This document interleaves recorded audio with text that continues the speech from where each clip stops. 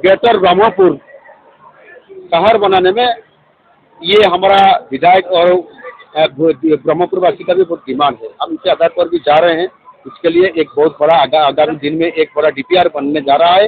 DPR के साथ जो पेरिफेरियल जो पंचायत है उनको मिलाते हुए हमने डीपीआर बनाने के बाद साउथ में सबसे बड़ा सिटी होगा और भारत का भी बहुत बड़ा सिल्क सिटी बनेगा। इसी आधार पर हमने डीपीआर बना रहा हूँ।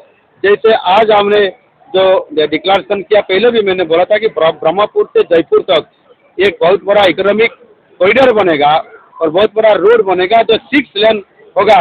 इसमें 6000 से ज़्यादा करोड़ का एस्टिमेट बजट में भी रखा जा रहा है और निश्चित रूप से इसी आधार पर उड़ीसा का हर क्षेत्र में अच्छा रोड बने, भित्तिभूमि बने।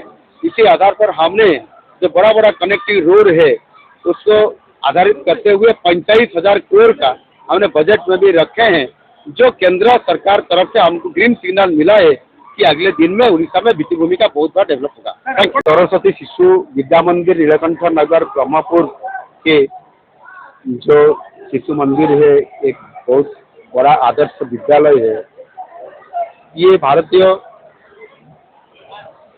पुराना शिक्षा, संस्कृति, सभ्यता और ऐतिह्य के आधार पर जो शिशु मंदिर गठन हुआ है, विद्या भारती का जो गाइडलाइन के आधार पर निश्चित रूप से आज और नीलकंठ नगर शिशु विद्या मंदिर बल्कि ये ब्रह्मपुर की नहीं या उड़ीसा की नहीं, सारा भारत वर्ष की एक सर्वश्रेष्ठ शिक्षा अनुष्ठान है।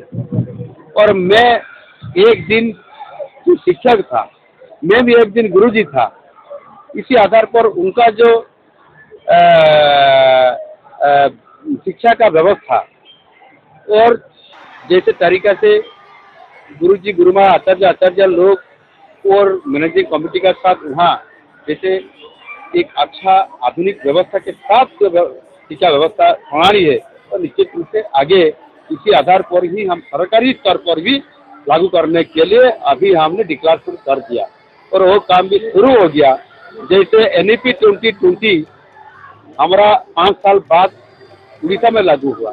इसके आधार पर जो हर सारा देश में बाल बाटिका जैसे प्री प्राइमरी एजुकेशन जो सिस्टम लागू हुआ, इसमें से प्री प्राइमरी एजुकेशन सिस्टम में हमने बाल बाटिका वजह से हमने शिशु बाटिका रखा और शिशु बाटिका जैसे हमारा शिक्षा विकास समिति के आधार पर शिशु बाटिका व्यवस्था, शिशु बाटिका 1, 2, 3 और बाद में क्लास 1, क्लास 2 ऐसे होगा।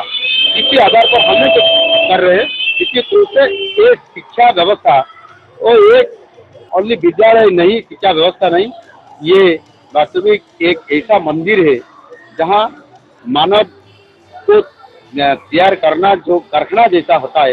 इसी आधार पर वो शिक्षा विकास समिति का अंदर में वो काम आज चालू हो रहा है। निश्चित रूप से वो विद्या मंदिर बहुत आगे बढ़ेगा और देश में भी कोई सारी बेस्ट में से वो आएगा।